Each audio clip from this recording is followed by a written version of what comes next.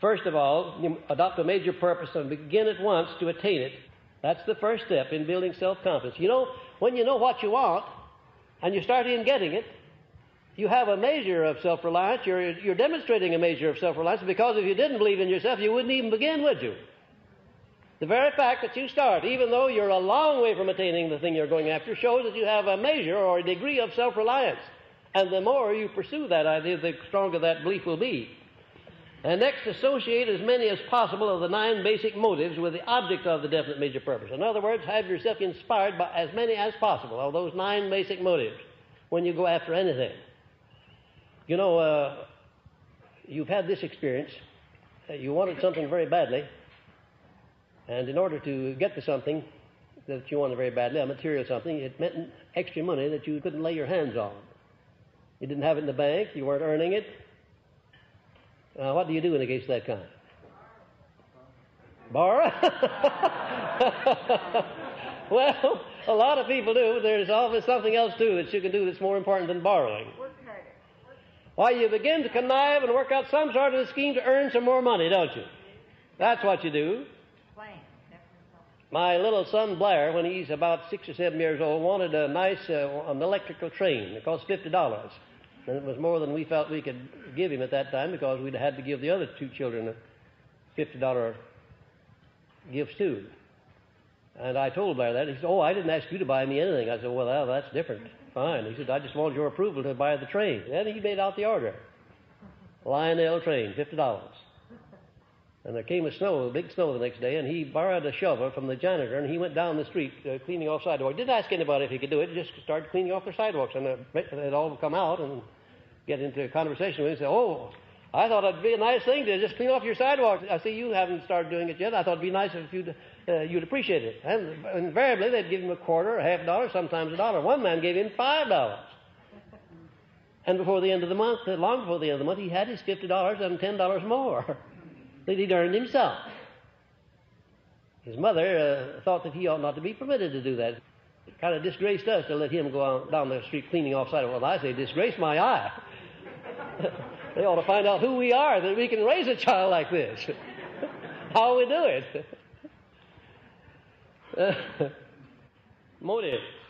And write out a list of all the advantages of your definite major purpose, and call these into your mind many times daily, thereby making your mind success conscious. Did you know that in order to be healthy, you have to be health conscious? Did you know that? No matter what other precautions you take, if your mental attitude is not health conscious, if you're not thinking in terms of health, if you're not expecting that you're going to be healthy, you're not going to be, no matter what else you do. And it's the same thing with reference to success. If you accept any kind of a fear complex or an inferiority complex, if you don't expect success of yourself and develop a success expectation or consciousness, you're not going to be a success. You just have to do that. If your major purpose is to achieve some material thing or money, see yourself already in possession of it when you call it into your consciousness. This is of vital importance, because there, again, is coming into play your power of faith. And if your faith isn't great enough that you can see the thing already in your possession even before you start to get it, then you are not making use of applied faith.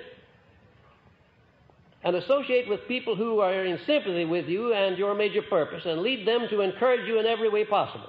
This has reference only to close friends or members of your mastermind alliance. Don't disclose your aims and purposes to people who are not absolutely dependable, loyal, and close to you. Especially loyal. Because it's surprising how sometimes people to whom you disclose your ideas, if they're good ideas, they go around the corner and beat you to the draw, and they're using your ideas before you use them.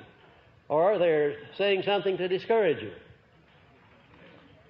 And let not a single day pass without making at least one definite move toward the attainment of your major purpose. Faith is a positive mental attitude in action. And your mental attitude is reflected in every word you speak, and it speaks louder than your words.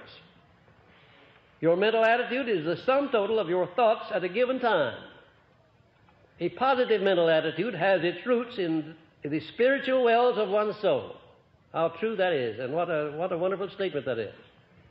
A positive mental attitude has its roots in the spiritual wells of one's soul. Mental attitude is the medium by which adversities may be transmuted into benefits. And so the list goes. Now, you'll find some of those that appeal to you more than others. Print them out in a card or in some form where you can put them up where you can see them each day. Make them your own. Surround yourself with suggestions. Everywhere you look, you'll see something that suggests a positive mental attitude. You'll notice when you go into the office of a successful person or into the home of a successful person, if you can find his den or the place where he himself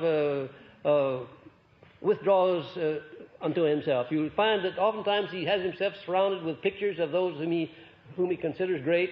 Oftentimes he'll have mottos on the walls. I've seen hundreds of them. I walked into Ed Barnes's office one time, and I found out that he had over 500 mottos that were done up in beautiful cards, hand-lettered, every one of them. It must have cost him a small fortune. I walked into my friend Jennings Randolph's office when he was in Congress in Washington, and I found he had all of the walls of his congressional office covered with the pictures of men whom he considered great. He did that to live in the environment of the great, in the environment of things that kept his mind positive. Start in where you are, in your home, in your business, in your office, wherever you stay the most. Maybe it's in your bedroom. You certainly sleep every night. Start in there to put up something that'll give you a positive thought just before you go to bed. And it'll remind you every time you go in there. Be surprised at how much good it'll do you.